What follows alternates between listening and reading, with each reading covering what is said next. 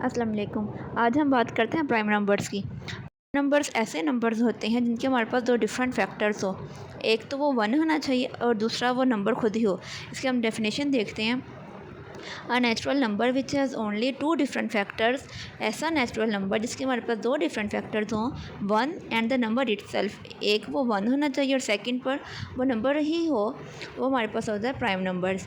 जैसे कि to one ज़ा टू, टू प्राइम नंबर है। फाइव, फाइव वन ज़ा फाइव, फाइव किसी टेबल पर नहीं जाता, टू किसी टेबल पर नहीं जाता, सेवन किसी टेबल पर नहीं जाता, 11 किसी के टेबल पर नहीं आता।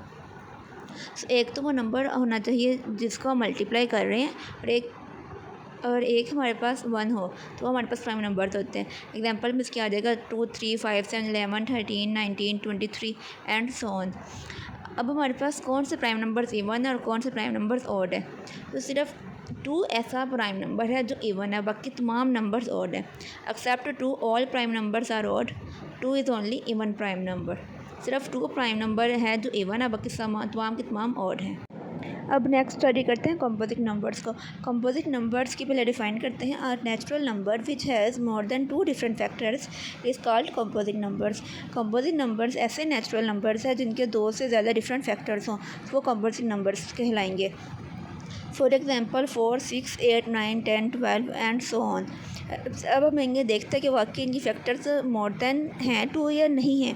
तो फैक्टर्स ऑफ फोर अपने टेबल पर भी आता है, वन के टेबल पर भी जाएगा। वन के टेबल पर तो तमाम नंबर्स आते हैं और अपने टेबल पर भी आता है, तो उसके अलावा ये टू के टेबल पर आएगा।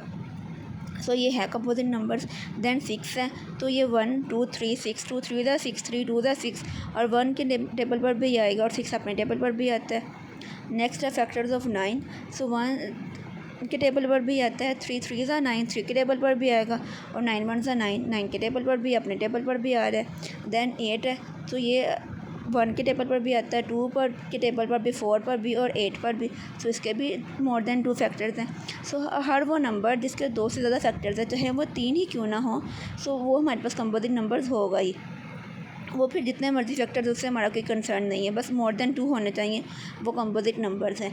और इससे ये भी हमारे पास रिजल्ट कंक्लूड होता है कि जितने भी प्राइम नंबर्स हैं वो ना तो कंपोजिट नंबर्स होंगे और ना ही कंपोजिट नंबर्स में प्राइम नंबर्स आती हैं। क्योंकि प्राइम नंबर्स में सिर्फ वो हैं जो जिनके 2 डिफरेंट फैक्टर्स हों, और कंपोजिट नंबर्स क्या हैं जिनके मोर देन 2 डिफरेंट फैक्टर्स हों। सो ये दोनों में मेन डिफरेंस है कि अगर कोई भी नंबर प्राइम नंबर है तो कंपोजिट नंबर नहीं होगा, अगर कोई कंपोजिट नंबर है तो वो प्राइम नंबर नहीं होगा। होप तो आपको समझ आया होगा। Thank you.